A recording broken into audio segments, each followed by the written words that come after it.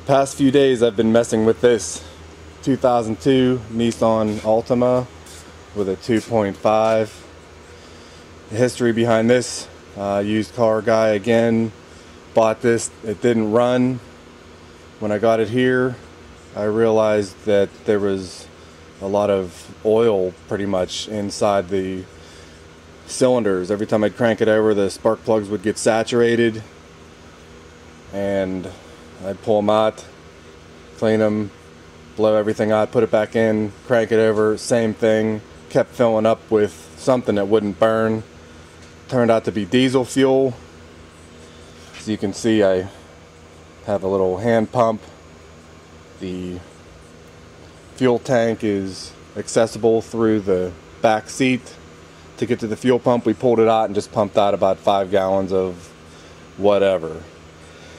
So after I started it, it runs and it idles, but it won't get out of its own way. So initially thought, well, with all the diesel fuel that, you know, I might have a fuel pressure issue. Go up to about 2,000 RPM and then start dying. So here's my fuel pressure gauge adapter. There's my gauge. So we'll start it and see what we have.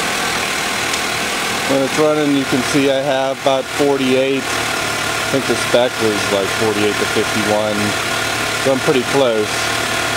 And when I rev it, it doesn't change, it doesn't drop. I have it in gear, I give it a little bit of gas. It just kind of falls on its face, but you can see my fuel, I can't get past 1500. Fuel pressure gauge is still pretty steady, so I'm gonna stop there for now. The next thing I'm gonna do is, because of the substance it was burning and all the oil, maybe the exhaust is clogged, too much back pressure. You can see at the beginning of the converter, right under the manifold, is the upstream sensor, and there's the downstream sensor. So I'm going to do an exhaust back pressure check. I know they probably sell these, but in the shop when you're in a pinch, I made this a while ago. It's just a old oxygen sensor that I broke the end off of and drilled a hole in it. Put a piece of brass tubing that fits a vacuum line, and that threads into pretty much everything. There's my adapter going to my vacuum pressure gauge. At idle, you can see I am pretty much zero, bouncing at 0. So I'm good there. So let's see where we're at when I rev it. Okay, put it in gear, dead rev it. See, it's falling out on its face. But even as I rev it, I'm getting fluctuations from the misfire and the exhaust, but it will, usually a bad converter, you're gonna go up past 2, 3, and you'll pretty much know. So I don't think I'm fighting this either. So let's see what else could be going on. One of the things I noticed when I pulled the oxygen sensor out, I could see down into the converter and it actually looked clear, but you can see that the cage around this sensor, I think it's an air-fuel ratio sensor,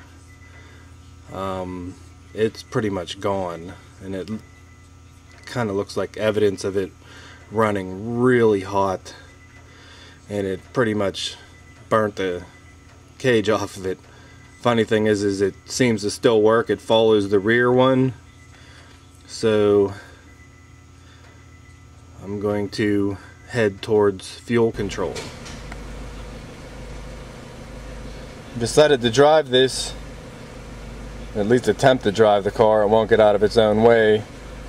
and when I was driving it, I noticed that at idle I'm bouncing rich and lean. I'm staying more on the lean side, but I noticed that under load that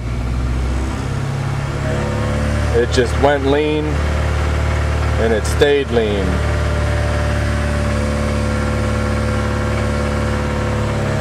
So I'm now going to go towards the fuel trim.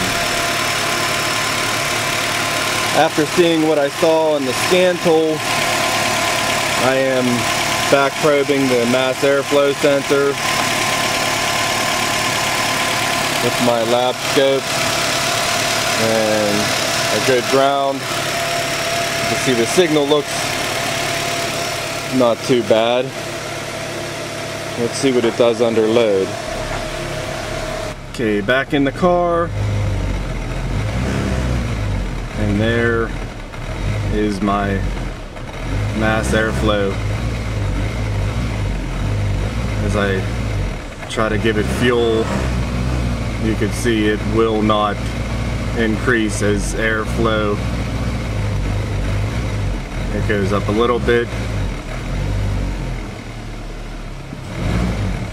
Give it a snap throttle, and that's what it's doing. That's full throttle, and this is why it is falling on its face. So after all of that,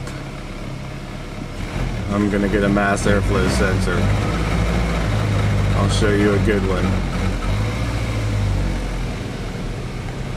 After putting a new one in with a nice, little bit fuzzy, but